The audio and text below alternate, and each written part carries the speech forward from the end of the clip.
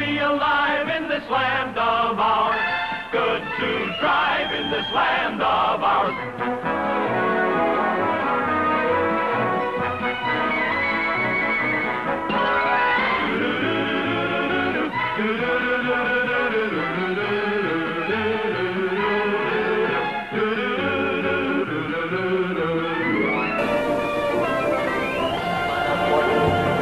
Hello, Canada hockey fans in the United States. The Hockey Time Machine.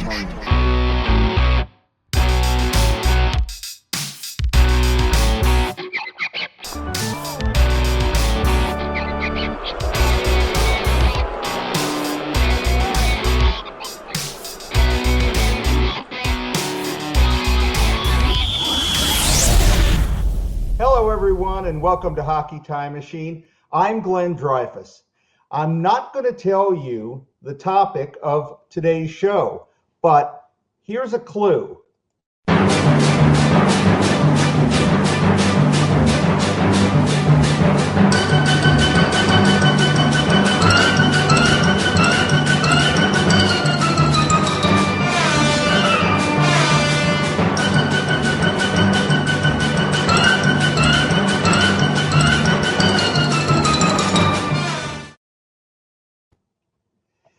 Did you guess? It's a story about the early years of the Buffalo Sabres. And our first guest we welcome in is Seymour Knox the fourth, who is part of the first family of the Buffalo Sabres. So, Laura, if you will call up Seymour.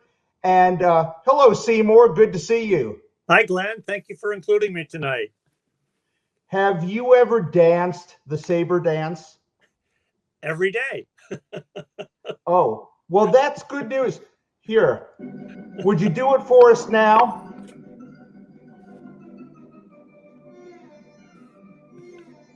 Okay. Thank you. Yes. I think it's going very well so far. Your father, Seymour Knox III, and your uncle Northrop Knox were the original Sabres owners in the 1970s. Of course, the team started playing in 1970. So before we get hockey specific, I wanted to talk to you about your family's legacy going back 4 generations. Robert Goya, who heads a charitable foundation in Western New York, said of your great-grandfather, Seymour Knox, so many areas in Western New York were impacted in a positive way by his vision, philanthropy, and love of the region. And you yourself have written, to whom much is given, much is expected. So if you would, talk for a moment about how that vision has grown through the decades of Knox family stewardship. I feel like Atlas. No, to be serious, Glenn. We have been very, very blessed for many, many generations, and it's an honor to carry on the tradition for not only myself but for our family, and hopefully my kids will be in the philanthropic world before we know it, and continuing to do good things in our region. We had some terrific examples with my grandfather, who passed away in 1990 at the age of 92. And my dad and uncle were terrific mentors for my cousin Nordy and my brothers and my sister as well. And Buffalo is an area where you can, through your philanthropy, do tremendous good. I want to play a clip about the birth of the franchise, including the Knox's ownership philosophy, and have you comment on it. It's about 2 minutes. Here it is. Vancouver and Buffalo were given conditional franchises for the modest fee of $6 million apiece. Buffalo's condition concerns improvements on the arena there to bring it up to at least 15,000 seating capacity for the beginning of next season. Seymour Knox will operate the Buffalo franchise after he sells his 20% interest in the Oakland Seals. Under the direction of its governors, Seymour and Northrop Knox, the Niagara Frontier Hockey Corporation offered the fans an opportunity to name the newest National Hockey League team in the form of a contest. After receiving over 1,000 different names, ranging from the Zips to the Mugwumps, the committee decided on a name which would best exemplify the aggressiveness, excitement, and action of an NHL team. The name of our team will be Buffalo Sabres. The name Sabres is going to be spelled S-A-B-R-E-S. I can remember our father many years ago taking us down to a pond on the family place. We started playing hockey there, must have been about the age of around 10. Nordy, I understand you were the goaltender in the family, is that true? I was a goalie up at college and also at school, and that's where I started, I guess, my real interest in hockey. Many years ago when we first came into the hockey world, we looked around at what other teams had done, and we saw very clearly that the teams that had owners that interfered with the business at hand were not the most successful. And we determined that that was not the route that we were going to go. I think that probably is part of our nature. We are not like George Steinbrenner. And we live in a community. We're visible in different things that we do, but in terms of the hockey activities, we do plan our work and do that with ourselves and with those who we use as advisors, and do stay out of the limelight. And as Nordy said earlier, we delegate that authority to manage the players and the team and do the hockey work. Seymour, I think that's a good philosophy, letting the sports guys do the sports things. Would you talk about that? That is very true, Glenn. I had the opportunity to work with the Buffalo Sabres organization from 1983-84 down in Rochester for 3 years, and then come up to the Sabres organization in Buffalo and went through just about every single department that we had. And the only department that I really couldn't go into or intern, so to speak, was the hockey department. Although I did go on a number of trips with Don Luce as an example, scouting, Bucky Kane, who was our head of scouting when I was living up in the Boston area. We would go with some of our other scouts to see games in the New England area. Your dad actually made a bid for a team in the first round of NHL expansion in 1967, and then later on made a bid to move the Seals from Oakland. Neither of those worked, but I think it's fair to say that when your dad put his mind to something, eventually he was going to get it. He did. He was extremely driven to bring the NHL to Western New York, and a lot of people, unfortunately, don't know, the entire story. I think Howie Saperston was also a goalie, like my uncle Nordy, and was involved with the board very early on. Howie, I think Howie may have been involved with the Buffalo Bisons, but I know Dad and Nordy were on the board for the Buffalo Bisons. We went to lots of Bison games growing up. Bisons won the Calder Cup in 1969-70, which was a great way for the American League team to go out if you had a way to go out. They acquired the team from the Pastor brothers, and we had a long-term deal and commitment from Pepsi for close to 20 years. You called the Sabres a huge changer for Buffalo. How did and how has the franchise changed the region for the better? Well, I think in the early days, we had tremendous successes. In our fourth year, we were in the Stanley Cup playoffs, which was great. And in 1975, we were in the Stanley Cup finals against the Philadelphia Flyers. So it was the first Stanley Cup final between two expansion teams, so to speak. I think the excitement that the team generated at that moment in time, we had tremendous players with the drafting of Gilbert Perreault. Rick Martin came in the second year. We had great goaltending with the trade of Tommy Webster to Detroit to get the acrobatic Roger Crozier. Howie Saperston and I are both left-handed goalies, so we could easily feel happy with Roger the Dodger. We also had Dave Dryden and one of the last maskless goalies in Joe Daly. And we also had a lot of successes in our farm team system, not only in Salt Lake City, but down at in Cincinnati with the Cincinnati Swords, who also won the Calder Cup. And a lot of those players that were in Cincinnati were very instrumental in our cup drive in '75. Since you mentioned Gilbert Perreault, I'm going to play one more clip. This one is about a minute and a half, and it's about what we'll call the Wheel of Fortune, and then I'll have you comment on it. One of the most memorable moments in Sabre history was the spin of the wheel to determine the #1 selection in the entry draft. Remember, it's Buffalo high, Vancouver low. We're looking at this thing, and it went round and round and round, and it stopped. And it stopped on the one, but the one and the one were on top of each other. They weren't parallel, so you couldn't tell it was 11 right off the bat. Number is 1. Number 1, Vancouver the winner. We looked at it, and Vancouver erupted at their table, which was right next to us. And we looked at it, and I said, and the three of us said, "It's not true." But wait, it's 2 1s, 11. The Sabres had also landed first choice in the amateur draft.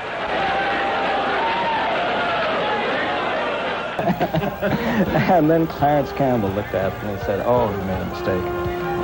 It was number 11. Yeah, it was number 11. That was wonderful. And there was a moment. Punch even had a few tears in his eyes when that 11. Remember that? Yeah. Can we assume from this that you're going to draft Gilles Perreault #1 tomorrow?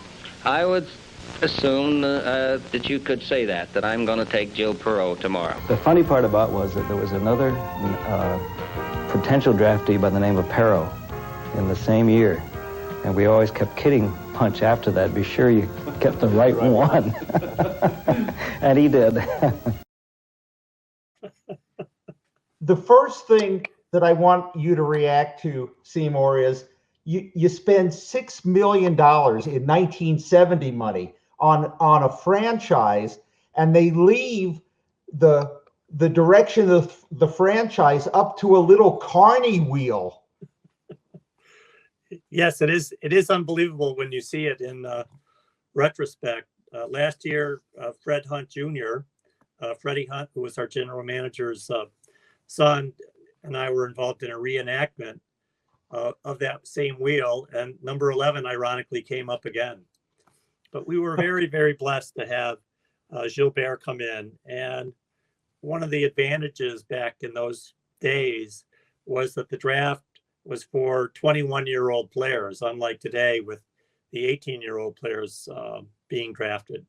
And having that maturity and Gilbert's superlative skills, his speed, his lateral movement, his incredible passing, and his great shot were a great way to start the franchise. And he made everybody that he played with, I think, a much better player.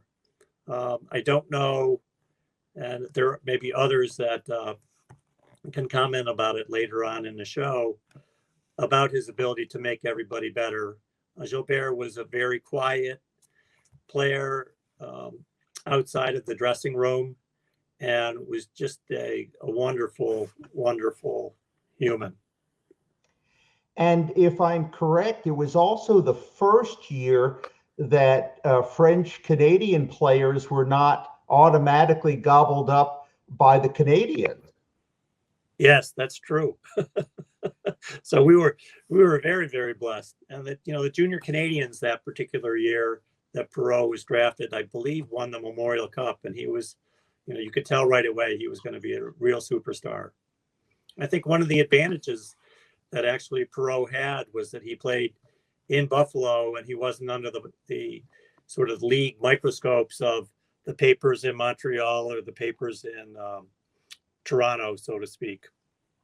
So it gave him an opportunity to really shine in the quiet, so to speak, background, although he set the rookie records that year and went on to have a tremendous career, as we all know, and is in the NHL Hockey Hall of Fame.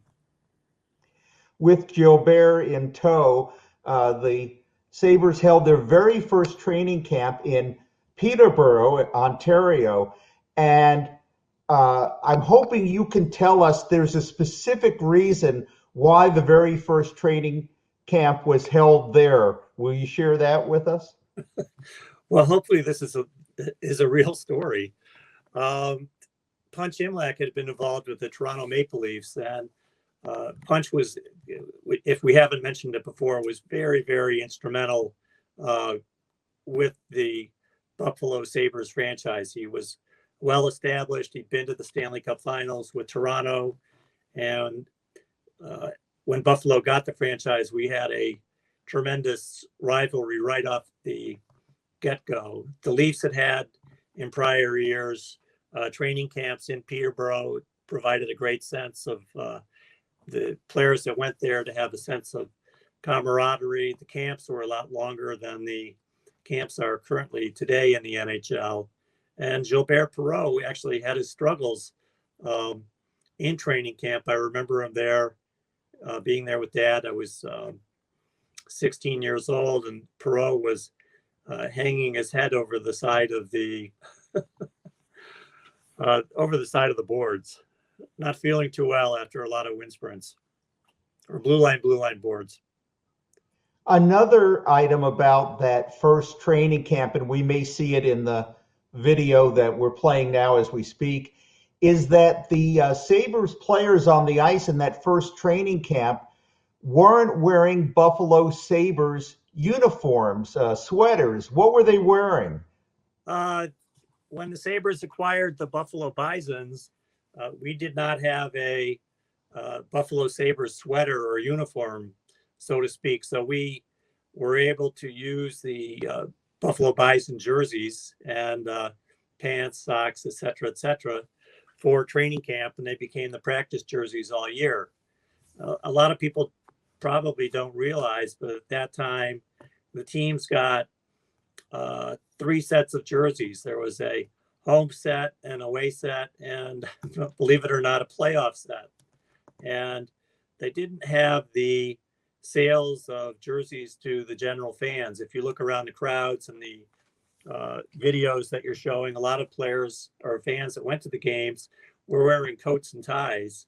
They didn't have Sabre hats, so to speak, caps, a lot of the swag that you see if you were at a game currently today. Something like this is an example. Now, how far back does that go? This particular hat? Yeah. Not that long ago. This was done by New Era. Unfortunately, New Era is not. You can see the N and the E on the side. They're not doing the NHL caps anymore. You're going to need a better story when you put on a cap. Something along the lines of that was fished out of the Niagara River, and there were a family of otters inside of it, or something like that. I could say some fan threw it out on the stands when I gave up over 3 goals on the ice playing Sabre alumni.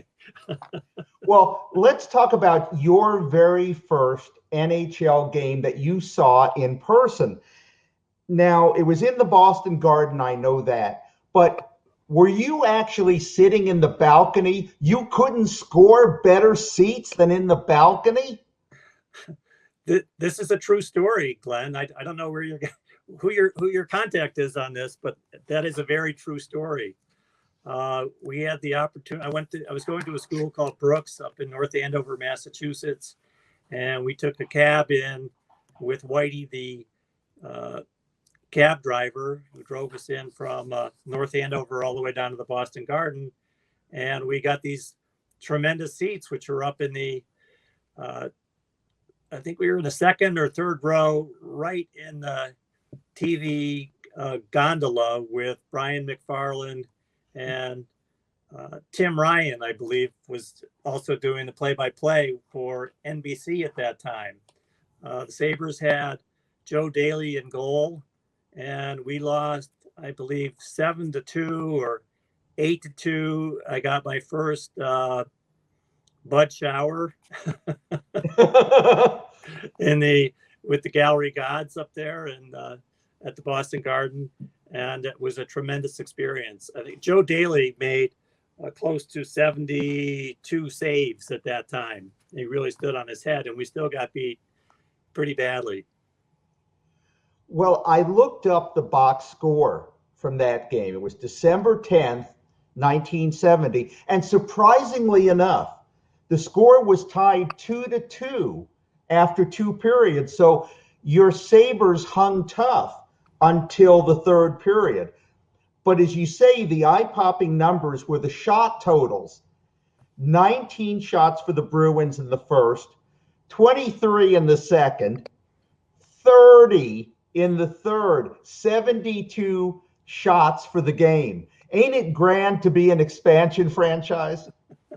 Well, we were just happy to be there. It was very, very exciting. And we had the opportunity to go down to the locker room in the Boston Garden. And that was a great experience too. And people forget that, the team, the Boston Bruin team the year before had won the Stanley Cup, I believe, with the great goal scored by Bobby Orr. They had Phil Esposito, Dallas Smith. I'm going back in the Wayback Machine. Derek Sanderson. They were a very, very strong team, and it was just exciting to be there at my age. And we took the cab back after the game, and we saw Frankie Christie, and got to see all the players, in the locker room afterwards, which was great fun and a huge thrill at my age. So. As you mentioned earlier, within a couple of years, though, the Sabres made the playoffs very early in their life. And in just their 5th year of existence, they made it all the way to the Stanley Cup final. So would you talk some more about those heady times? Well, the Stanley Cup final year was very heady because I was in college at the time, and I had the opportunity, thanks to Dad and Mom, to commute to the games, and it was really fun going to the Stanley Cup finals down in Philadelphia, which was great. And then we came back to Buffalo for the game. We had the exciting Fog game with Jimmy Lorenz and the bat. We had the overtime winner by Rennie Robert to go by Bernie Perrant, which was very, very exciting. And as you can see all the excitement. The Odd didn't have any air conditioning at that time, which is why they had the fog. Was it usual that arenas, especially in the North, back then didn't have air conditioning? I can't speak for all the arenas, but I know for the Sabres arena, we didn't have air conditioning because historically there weren't a lot of events at the Odd in the summertime. They had a college basketball. They had with Canisius and Niagara and St. Bonaventure, sort of the little three. Canisius was dedicated to Saturday night events at the Odd, and the Sabres were Thursday, sort of dedicated Thursday nights and Sunday nights for games. And the NBA Buffalo Braves had, I think, Tuesdays and Fridays. Where were you for the Fog game? Were you there, or were you at your favorite watering hole, or where were you watching that one? I was in the second or third row in the Reds or Upper Golds at the time, just to the left of the Sabres goal where the players came out. So as someone watching from the stands, how much could you see as the fog started rolling in? We saw the fog the whole time. We were right in it. I know you saw the fog. I asked the question badly. What I meant was, how much of the game could you see? From our vantage point in the stands, we could see everything because we were just above the glass to the left of Bernie Perron. So you may have known that. Were they at your end when the goal went in overtime? Yes. So you might have known before some of the players.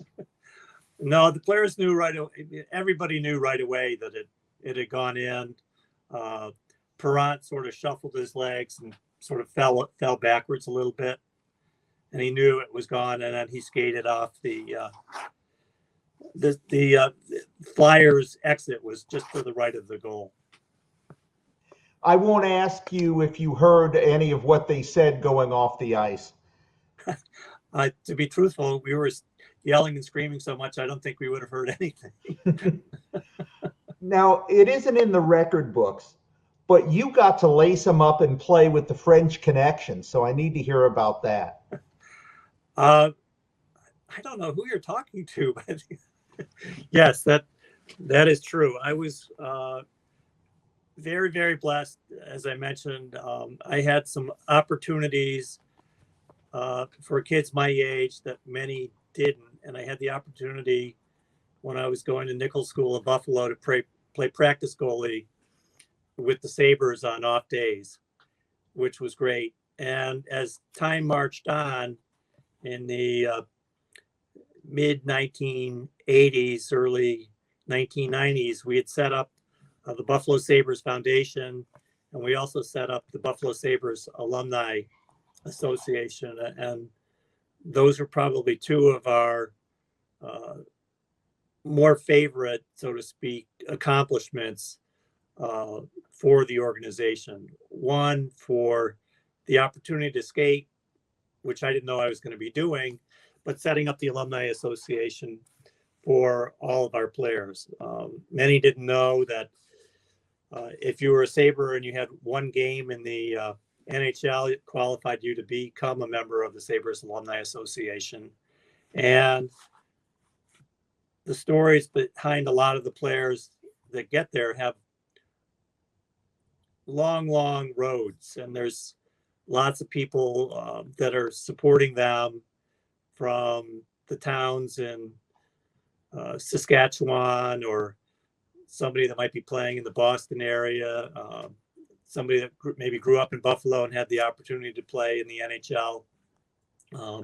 Like a Pat Kane as an example. I looked at a picture of Pat today, and he was on his father's lap on a hockey trading card. It just sort of popped up today, but he was sort of indoctrinated with the Sabres at an early age, and then to see him have the successes in Chicago was even greater. But to get back to your question, and having the opportunity to skate with the Sabres alumni was terrific fun. I had the opportunity to go with the Sabres alums. We went down to Washington and played the Caps alum team, which was great, and a lot of fun. We had a lot of charity games around Western New York, and we're able to do and continue to do good, as we'd mentioned earlier. And it was just great. The Sabres Foundation, we had our Sabres Carnivals for many years, and the proceeds went into that, and we were able to give back to our community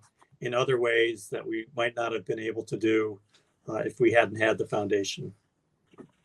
And I know that kind of giving back is something that throughout the Sabres history is something that the franchise has been known for. And another wholesome story that I want you to share with us is the Sabres Christmas parties, because I like this story, and it's very wholesome. But as a matter of fact, I don't know if you can, this is a picture of Dad and Rick Martin and Rick's, I believe, son at the time at a Sabres Christmas party. And those were great fun. When we first started them, they were primarily just for the players and their families. but as time moved on, we included the front office staff. For many years, the office staff wasn't as large as it was when we moved into Marine Midland Arena, which was the HSBC, which is now KeyBank Arena. Your mom was a driving force behind those, wasn't she? My mom was the driving force for the Sabres in a lot of ways that were hidden.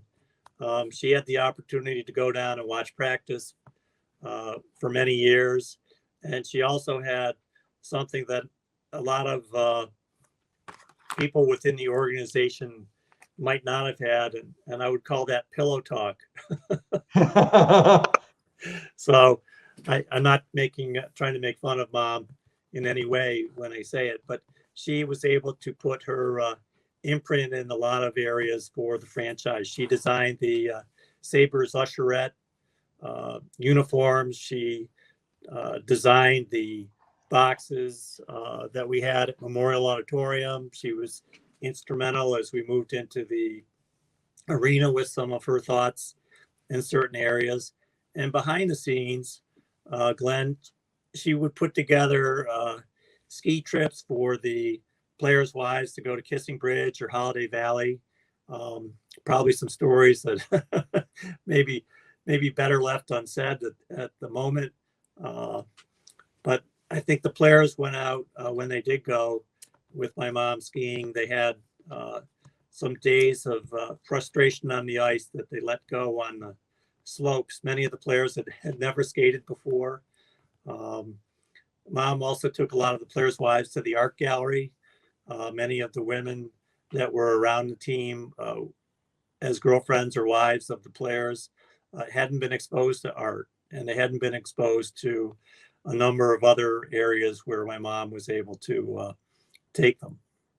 And that helped build sort of a special camaraderie of the wives being able to get involved in the community in different ways. We probably don't talk enough about the hardships of being a hockey spouse, whether it's a player or someone in management. So I have to believe that the things your mom did engendered a lot of loyalty by taking care of the players' significant others.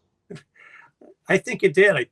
You'd have someone as an example like Carmen Perot, who was here from Victoriaville, and I'm just using Carmen as an example because Gilbert wasn't really out in the general public that much. That he spoke a lot of French and limited English. His first years that he was here, and it gave them I think a comfort level. I look at some of the wives of Derek Smith, Sue Ramsey, Diana Luce, of people that really gave back and had a wonderful time during their Sabres relationships, and continue to still work with the Sabres Alumni Association in many ways with the annual golf tournaments and those types of activities.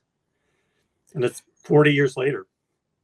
Well, we'll have you back another time to tell us the R-rated stories of Kissing Valley. But for now, let me move on to a couple of league-wide events that were in Buffalo, the 1978 All-Star Game and the 2016 NHL Draft.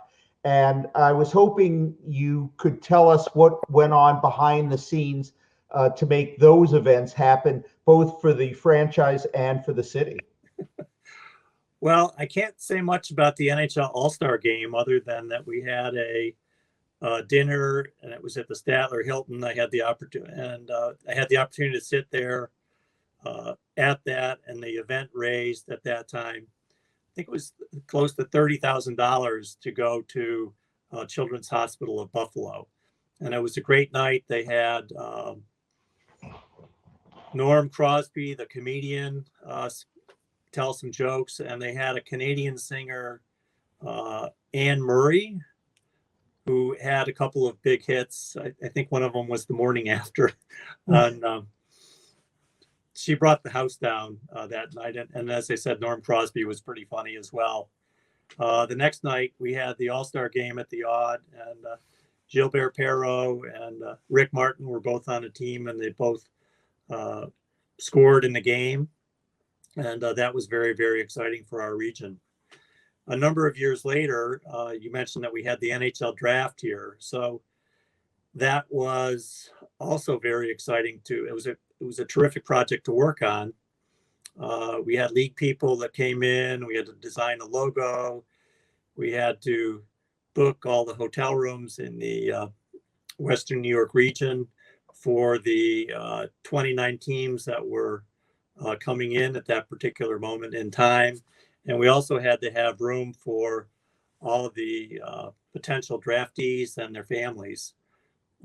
We had certain security matters that we dealt with the league so that we didn't have any incidents, so to speak. And we had a very exciting draft. Following the draft, we had a party on the USS Sullivan's and the Little Rock, and we had fireworks that we had to set up with General Mills to use their little pier to set up all the fireworks for the festivities that night, which was great fun. You mentioned earlier some of your bio with the Sabres, but much to your dad and uncle's credit, they didn't start you out with a corner office. So will you talk about some of the various jobs that you had, everything from throwing those Frisbees to working your way up and what you did after you did rise up? Yes, I had, as I said, I had a terrific upbringing and I had a lot of different exposures. So in my work background, after college, I worked for a soap opera called All My Children down in New York at ABC TV, and started to get some television exposure, for lack of a better word. And that experience was very much like working for the Buffalo Sabres, and I don't mean it in a bad way. It's in a great way. The media world was changing for the team. All My Children was number 1 or number 2 ranked show at the time. Our executive producer was a man named Jorn Winther, who was an ardent hockey fan, and we would go to the occasional game at Madison Square Garden with him in New York. Having the ability to work with some of the cameramen, seeing what was happening in the master control rooms was also a terrific experience. Working with the talent, we had Susan Lucci at the time, Taylor Miller, who was Nina Cortland. Susan Lucci, everybody knows who she was on that particular show. We won a number of Emmys for production, and then I had the opportunity to move back to Boston, and I worked with a gentleman named Dick Loftus, who was a cable pioneer, and we set up New England Sports Network at the time. So as time sort of marched on, cable became more and more important for many of the NHL franchises in America. So we had the opportunity to work with the Boston Red Sox. We had a box for NESN for setting up sales meetings with a number of the new cable companies, whether it be in the town of Newton, Dedham, Massachusetts. Boston hadn't been laid for cable yet. We had people in from Connecticut to see what New England Sports Network was going to be, and it was a combination entity with the Boston Bruins, the Boston Red Sox, and Store Broadcasting. They were all sort of 33% partners.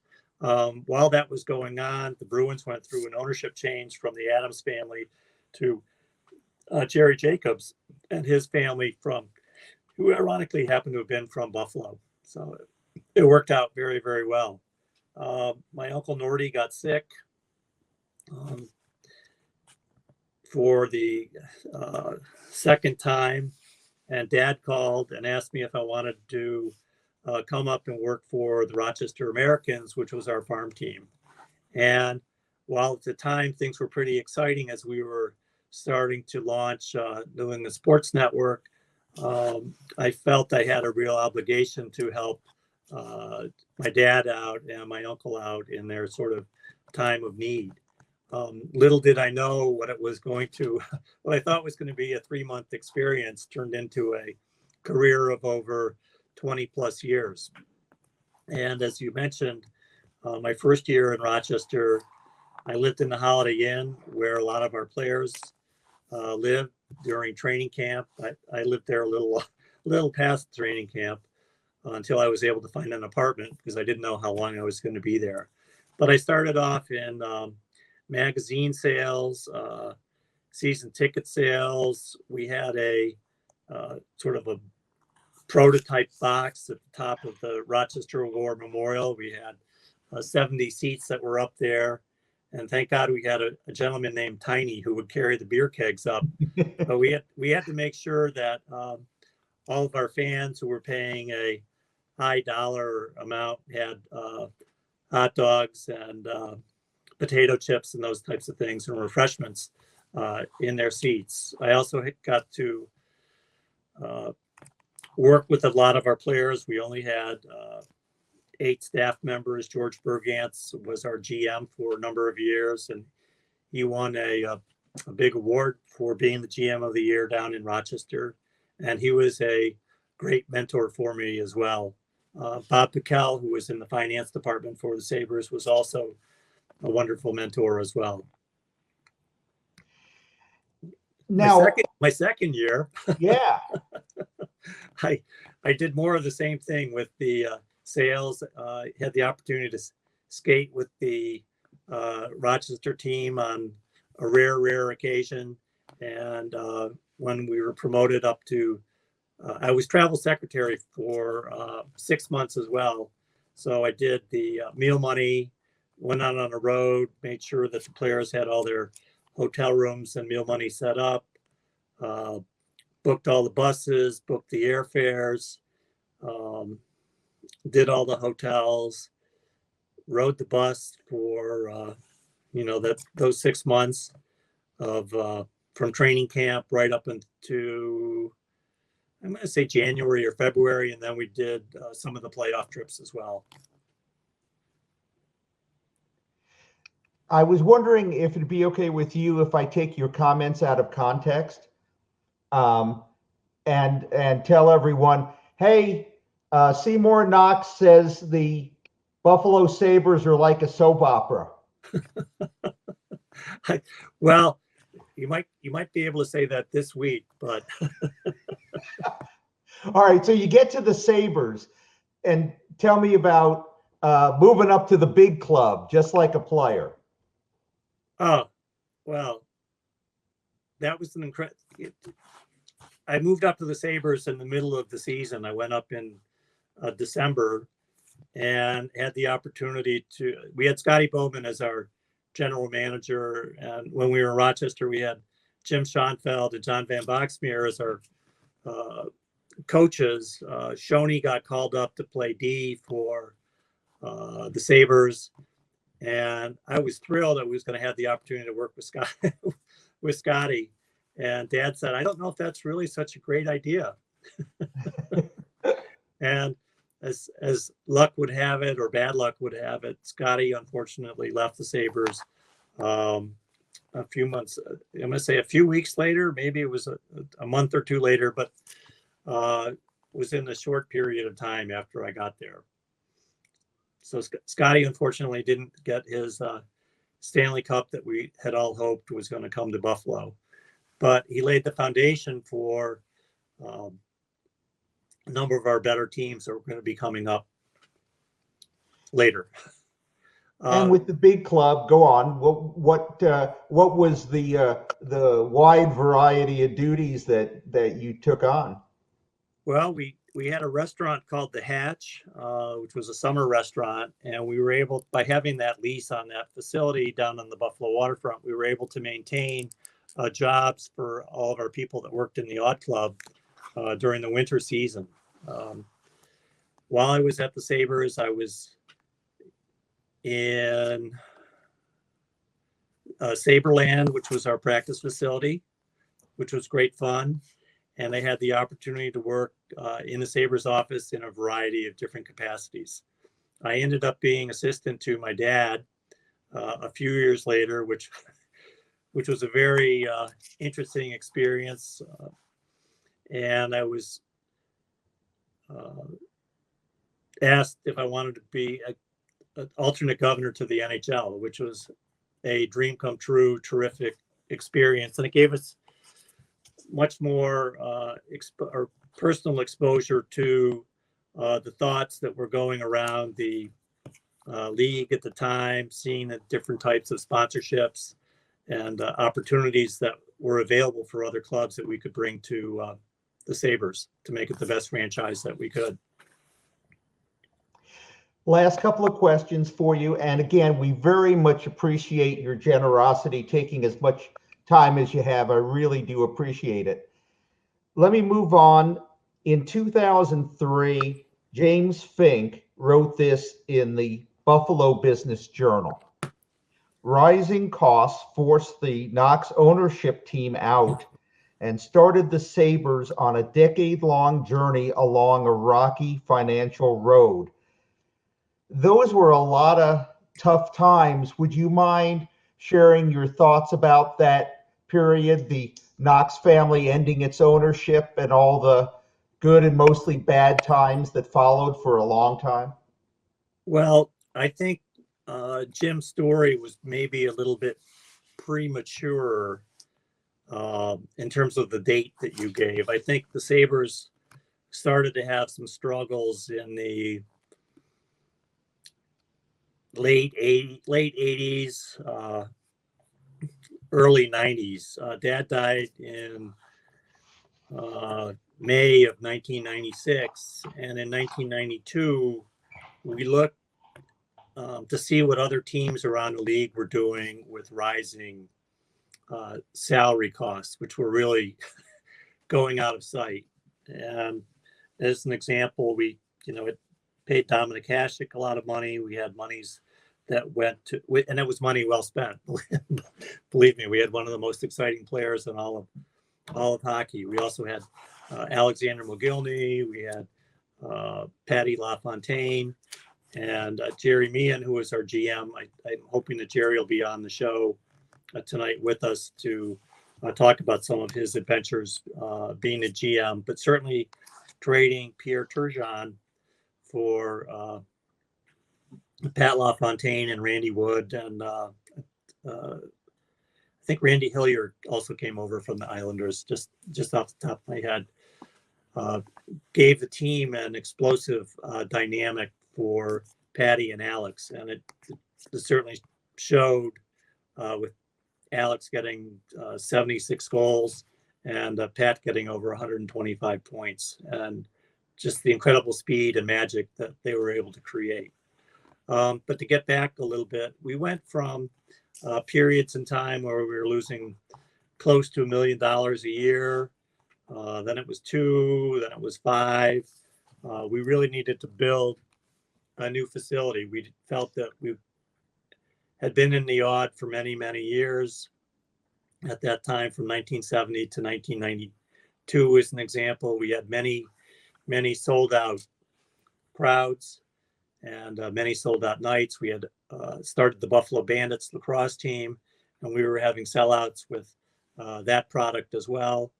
But we really felt we needed to get into premium seating and club seats and more box revenue.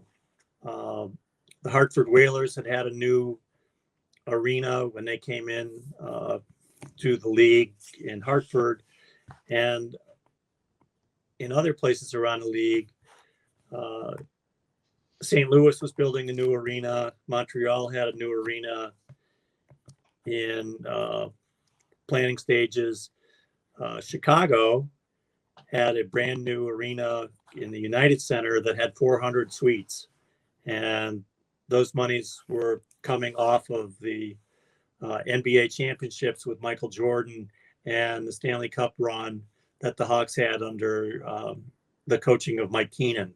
So it was a terrific opportunity for Chicago to access their parking lots on the other side of Chicago Stadium and build the new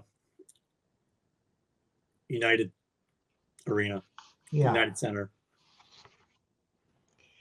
If it's not too painful, can I ask you about the ownership certificate?